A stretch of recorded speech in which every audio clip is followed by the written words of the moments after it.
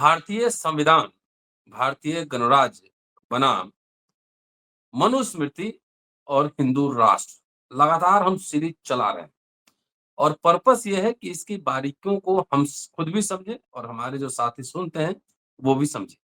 जब संविधान सभा बनी थी, विवाद तो उस समय भी था, संविधान बनी विवाद उस समय भी था और जाहिर है बहुत सारे लोग संविधान से खुश नहीं थे क्योंकि वो मनुस्मृति लागू करना चाहते थे।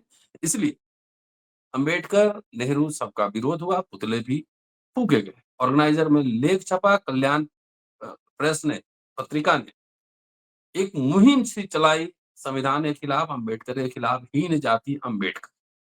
आरएसएस संविधान के विरोध में था, आरएसएस समर्थित बीजेपी अभी पावर में है और जब जब से बीजेपी आई है तब से संविधान को लेकर तरह-तरह की चुनौतियां पेश आ रही है। बाबाओं का धर्म संसद, सीधा हिंदू राष्ट्र करने की घोषणा, अभी ग्वालियर में बाबा साहब की मूर्ति लगनी थी, लेकिन वहाँ जो एडवोकेट है मिश्रा जी, वो मिश्रा जी विरोध कर रहे हैं और वही मिश्रा जी दिल्ली में आकर कह रहे हैं, बाबाओं की मंडली में, कि भारतीय संविधान के निर्माता डॉक्टर अंबेडकर नहीं थे, बीएन राव थे। बहुत सारे तथ्य हमने आपको पढ़ के पेज नंबर के साथ बताए हैं कि बीएन राव कौन थे। क्या वाक़ई ये जो लोग कह रहे हैं कि बीएन राव समर्थक हैं, बीएन राव संविधान के निर्माता थे, क्या बीएन राव के समर्थक थे? क्या थे बीएन राव के विचार, ये भी मैंने आपको बताया। लेकिन इस डिबेट के बहाने असली निशाना संविधान, गणराज्य, भारतीय गणराज्य और अंबेडकर। बुद्ध, पहले उनकी मूर्ति तोड़ी गई, मठ पे कब्जा किया, बाद में विष्णु का अवतार बना दिया गया। सेम प्रोसेस वही चल रहा है अभी। सबसे ज़्यादा मूर्तियाँ अभी इसी काल में तोड़ी जा रही हैं। उनके पाँव पे फूल भी चढ़ाए जा रहे हैं, माला भी डाला जा रहा है और हो सकता है बाद में अवतार भी बना दिए जाएँ। और चूँकि बाबा साहब एक दलित परिवार में जन्मे थे, इसलिए उसी समय से बहुत लोग को दर्द है और चूँकि अभी सत्ता में है, वो दर्द अब बढ़ता जा रहा है। दोस्तों, रतनलाल बोल रहा हूँ और आप देख रहे हैं अम्बेडकर नामा। प्रोफेसर राम पुनियानी साहब हैं, लगातार अम्बेडकर नामा पर आप सुन रहे हैं। आरएसएस के एक्सपर्ट हैं, कई किताबें लिख चुके हैं और इनसे हम समझेंगे कि इनकी जो अंडरस्टैंडिंग है संविधान को लेकर, गिवन द सिचुएशन जो संविधान बना, उस समय वो बढ़िया ही संविधान था, गिवन द सिचुएशन मैं कह रहा हूँ। वो एकदम परफेक्ट दुनिया का कोई दस्तावेज नहीं होता है, उसमें हर समय सुधार होते रहते हैं। लेकिन बाबा साहब ने कहा था संविधान सभा में कि कोई संविधान अच्छा या बुरा नहीं होता। लागू करने वाले कौन लोग हैं, उसकी नेचर क्या है, उसकी प्रवृत्ति पे ये निर्भर करता है कि संविधान अच्छा होगा या बुरा होगा। सीधे पुनियानी साहब के पास चलते हैं। स्वागत है सर। धन्यवाद रतनलाल।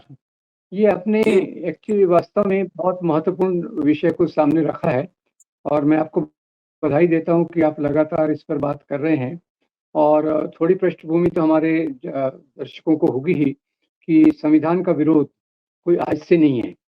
अभी एक नए रूप में लाया जा रहा है कि ये बाबा साहब का संविधान नहीं है, ताकि दलितों का जो आस्था है संविधान पे वो 2 प्रकार से है। एक तो बाबा साहब के कारण है और एक जो उनको बराबरी का मूल्य मिलता है इसके कारण। अधिकार। तो उसमें से एक चीज़ निकालना चाहते हैं कि भई जो ये बाबा साहब का नहीं है, ये तो बीएन राव का है। और वैसे देखा जाए जो आपने बात कही आरएसएस और संविधान के बारे में, वो बिल्कुल सही है। संविधान बनने के बाद से ही इन्होंने इसका विरोध करना चालू कर दिया था। जैसे कि सब लोग जानते होंगे, ऑर्गेनाइज़र में उन्होंने लेख लिखवाया कि भई इसमें तो कोई भारतीय चीज़ है ही नहीं। फिर 1993 में रज्जू भैया जो इनके सरसंघ चालक थे, उन्होंने भी यही बात कही कि संविधान को बदलने की ज़रूरत है। फिर सन 2000 में के सुदर्शन जब सरसंघ चालक बने, उन्होंने भी कहा कि ये संविधान विदेशी मूल्यों पर है और इसमें भारतीय कुछ नहीं है, भारतीय यानी ब्रैकेट में मनुस्मृति के मूल्यों को लाना चाहिए। तो इसको उनको इससे तकलीफ नहीं है। और आखिरी बार अभी जो हुआ था 2024 का जनरल इलेक्शन, उसमें भी यही बात थी कि हमको 400 पार जाना है क्योंकि हमको संविधान बदलना है। ये एक मोटे तौर पे इसकी प्राथमिक समझ है। अब क्या हो रहा है कि अब क्योंकि पूरा इस चुनाव में वो उतनी बड़ी संख्या में आई नहीं और लोगों ने अपना विश्वास संविधान के प्रति, संविधान के मूल्यों के प्रति बहुत गहरे रूप से बताया। इसीलिए 400 पार तो नहीं आया, वो भी काफ़ी नीचे आ गई।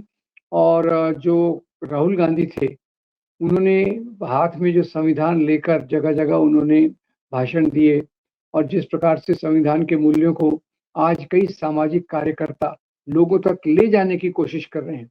ये मेरे खुद के अनुभव से मैं बता रहा हूँ कि महाराष्ट्र में ऐसे बहुत सारे ग्रुप्स हैं जो केवल इस बात पर खुश नहीं है कि बीजेपी हार गई।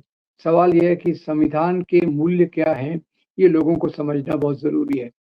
तो अभी ये जो बीएन राव को सामने लाया गया, अब आप देखिए कोई भी सरकारी काम होता है, तो उसमें एक तो लीडर होते हैं, उनकी कमेटी होती है और उनको मदद करने के लिए, असिस्ट करने के लिए, सहायता देने के लिए एक अफ़सर होता है सरकारी। तो बीएन राव कौन थे? वो एक ब्यूरोक्रेट थे और ब्यूरोक्रेट के रूप में उन्होंने इस संविधान सभा को असिस्ट किया, मदद की एडवाइजर। और एडवाइज़र भी थे। अब दूसरी बात ये है कि संविधान सभा में भी 7 सदस्य जो थे, तो वो टीटी कृष्णमाचारी की जो स्पीच है, वो सुनने लायक है।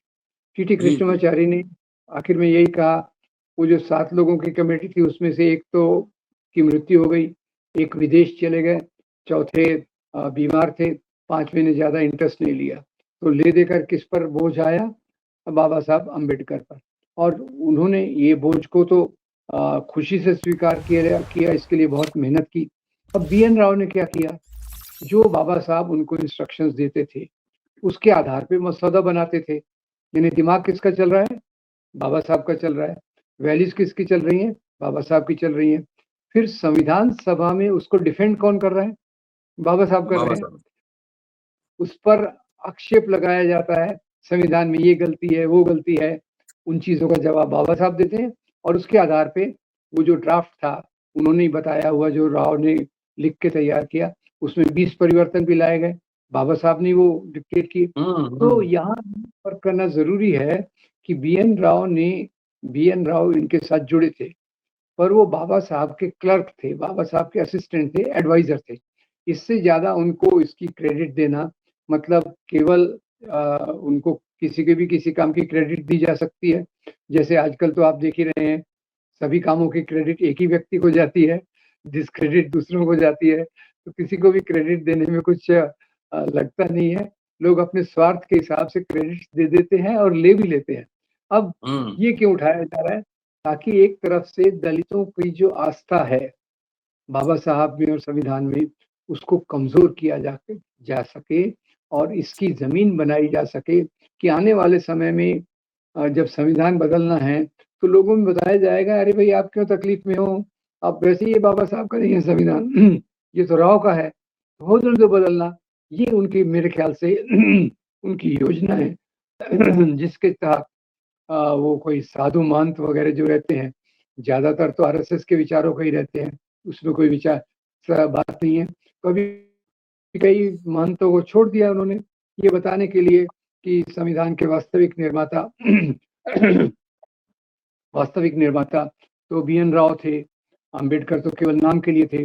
इस प्रकार का प्रोपेगेंडा वो शुरू कर रहे हैं और आप जानते हैं, इस प्रोपेगेंडा को हम इग्नोर नहीं कर सकते। हुँ, इग्नोर हुँ। क्यों नहीं कर सकते?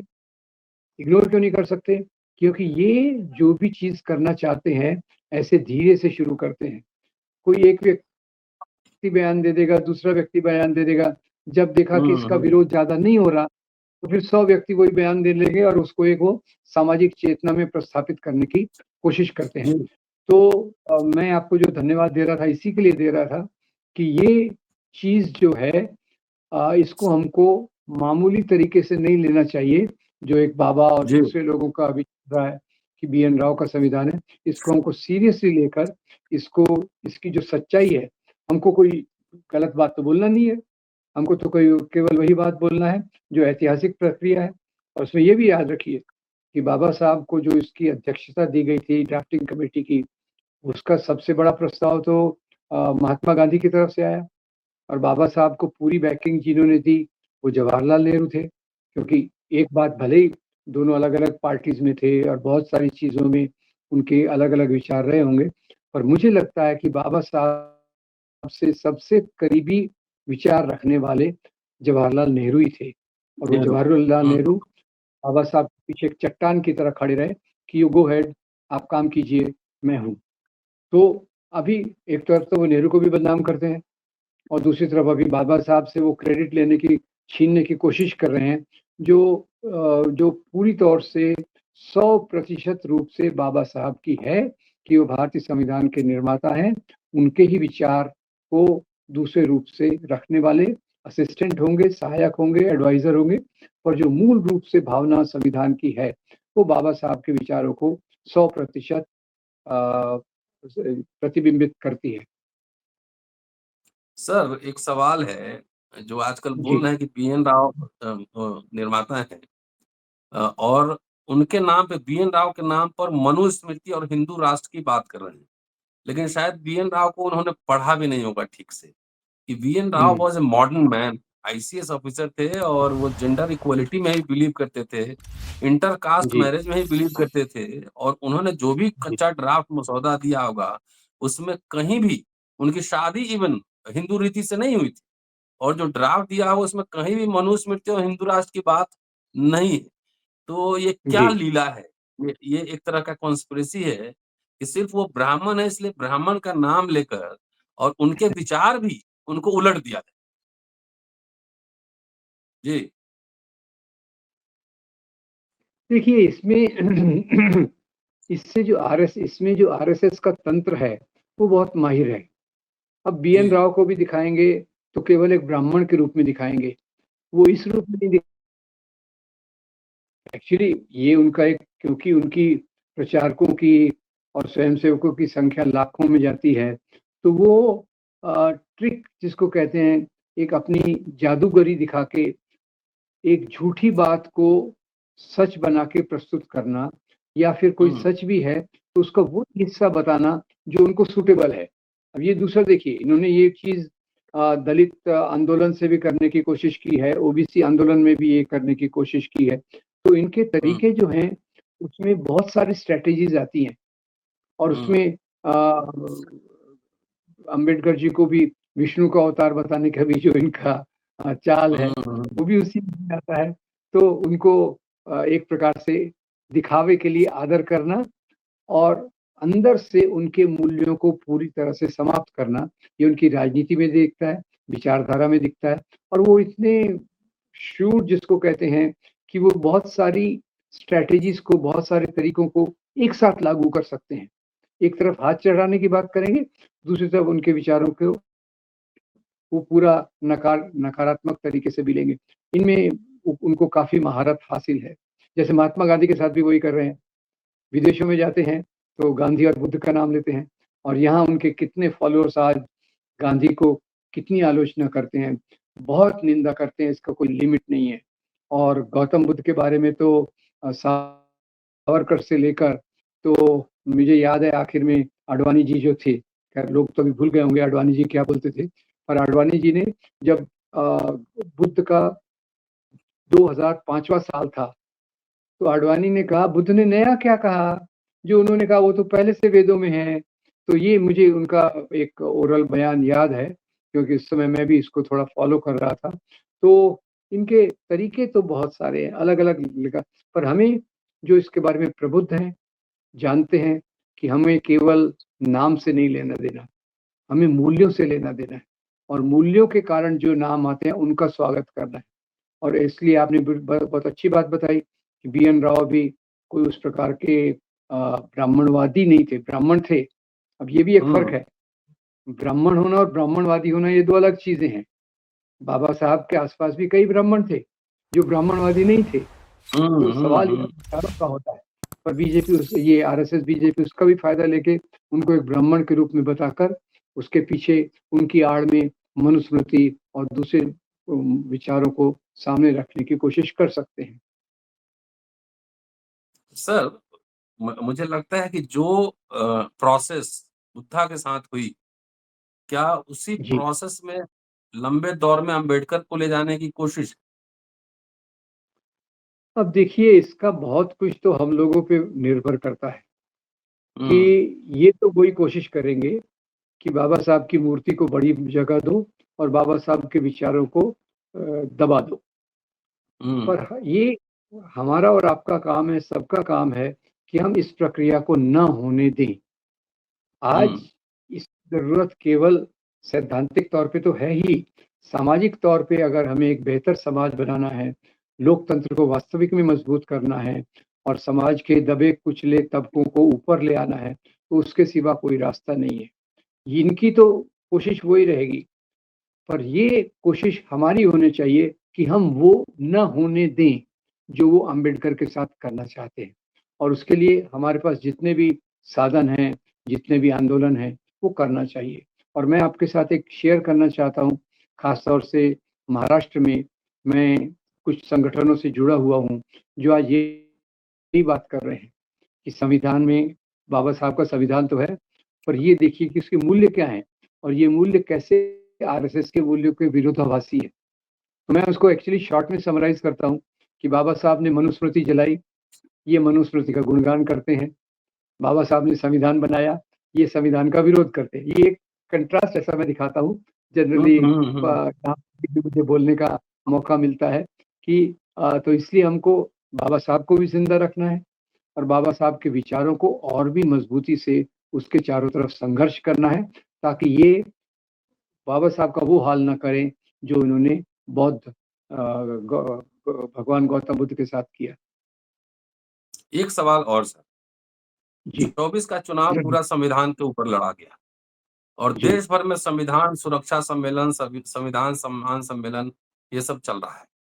लेकिन जी, इस इश्यू पर जिस तरह से लगातार सोशल मीडिया पर हम लोग तो जब से सोशल मीडिया पर आए आरएसएस के बारे में बोल ही रहे हैं, हिंदू राष्ट्र क्या है जी, समझा ही रहे हैं लोगों को, आरएसएस क्या है समझा ही रहे हैं। लेकिन इस मुद्दे पर अभी पॉलिटिकल पार्टी से जो रिस्पॉन्स आना चाहिए ताकि संविधान किससे बचाना है, क्या उसका सम्मान करना है, क्या सुरक्षा करनी है, इस पे कोई जी। रिस्पॉन्स उस तरह से दिख नहीं रहा है। ये थोड़ा-सा मुझे सरप्राइज़ कर रहा है। जी। ये सरप्राइज़ भी है और थोड़ा पेनफुल भी है, दर्दनाक बात है हुँ, कि जो इन चीज़ों को सबसे ज़्यादा उठाना चाहिए, अब जैसे इंडिया हुँ, अलायंस बना, एक बहुत महत्वपूर्ण कदम था भारत के लोकतंत्र हुँ, को बचाने में। अब इंडिया अलायंस में भी आजकल उतनी ताकत नहीं दिख रही जितना दिखना चाहिए और दूसरा हुँ, इंडिया अलायंस का पहला एजेंडा होना चाहिए भारतीय संविधान के मूल्यों को घर-घर तक पहुँचाना। ये हुँ, सोशल मीडिया में हम कितना पहुँचते हैं, वो मैं नहीं जानता। पर जब तक हम घर-घर इन बातों को नहीं पहुँचाते, ये हमारा काम अधूरा रहेगा और पॉलिटिकल पार्टीज़ की पूरी आलोचना करना चाहिए कि आप जब इतना इन सिद्धांतों के प्रति समर्पित हैं, तो आप इन चीज़ों को घर-घर क्यों नहीं ले जा सकते? और पॉलिटिकल पार्टीज़ का एक एडवांटेज क्या रहता है कि उनकी पहुँच बहुत ज़्यादा ज़मीनी स्तर तक जाती है। तो हमें हुँ, शायद हुँ, पॉलिटिकल पार्टी पर भी प्रेशर लाने की ज़रूरत है कि हुँ, हम आपके इंडिया अलायंस के मूल्यों के साथ हैं। जो भी लोकतंत्र की रक्षा की बात करें, जो भी संविधान की रक्षा की बात करें, हम आपके साथ हैं। पर इसके लिए आपको हुँ, कुछ करना चाहिए और आपके हुँ, जो रोज़मर्रा की रोज़मर्रा का जो आपका कार्यक्रम है, उसमें ये एक नियमित प्रोपेगेंडा होना हुँ, चाहिए, प्रोपेगेंडा या काम होना चाहिए कि संविधान के मूल्यों को अलग-अलग तरीके से हम लोगों को घर-घर तक पहुँचाएँगे। घर-घर हुँ। तक पहुँचे के बाद इसकी रक्षा करना मुश्किल है। चलिए सर बहुत-बहुत शुक्रिया, बहुत शानदार बातचीत के लिए और दोस्तों प्रोफ़ेसर राम पुनियानी साहब हैं, बहुत क्लैरिटी के साथ बोलते हैं। पॉलिटिकल पार्टीज़ का जो काम है वो करें, हमारा काम तो है हम बोलेंगे ही, लिखेंगे ही। तो सुनिए और शेयर और सब्सक्राइब हमारी रीच बहुत कम है। इसको लोगों के बीच पहुँचाना आपकी भी ज़िम्मेदारी है। देखते रहिए अम्बेडकर नामा। शुक्रिया सर, थैंक यू। धन्यवाद, धन्यवाद।